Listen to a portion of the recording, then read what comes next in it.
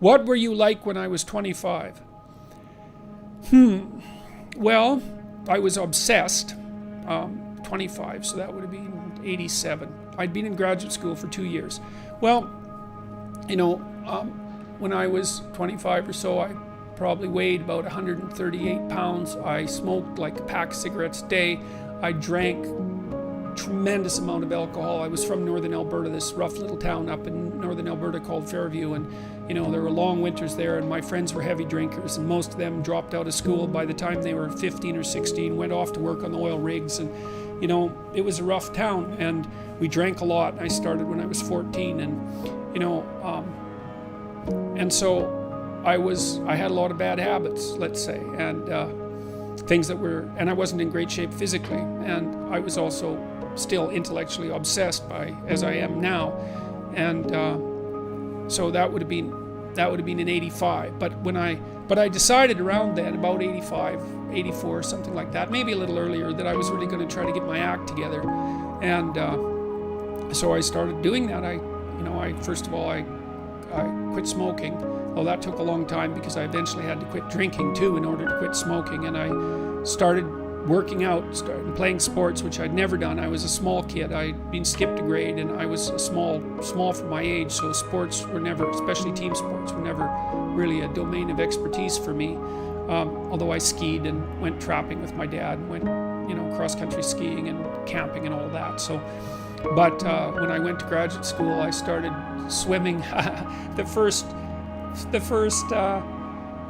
physical exercise routine I did, I enrolled in a swimsercise course, I think it was called. So it was me and this like really overweight kid, and like these 60-year-old women and men, they could out exercise me like mad. It was really embarrassing. Me and the overweight kid, you know, we'd be just panting ourselves 3/4 to death at the end of the bloody workout, and these 60-year-old women who weren't in great shape were like, you know, chatting away as if nothing was going on at all in the pool. So that was quite embarrassing, and as was going to the weight room, you know, because when I started I could barely bench press 75 pounds, and people used to keep coming over and helping me, which was the last thing I bloody well wanted, but certainly needed. And I got to the point where I could bench press 225 pounds. I think that was the best I did, and I gained about 30 pounds of muscle in a year and a half, so that was a good thing.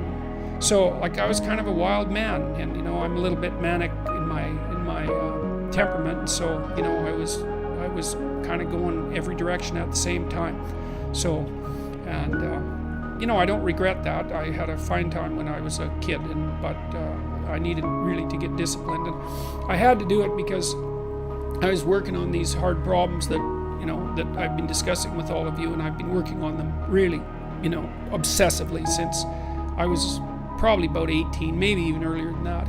Got to the point around 25 when I was in graduate school trying to get my PhD, so doing all my research. Like I published 15 papers by the time I graduated with my PhD, which was I think by a fairly large measure the most papers that any graduate student at that time had ever published at McGill. I think that's right. Might have been twice as many, or maybe twice as many, maybe even 3 times as many.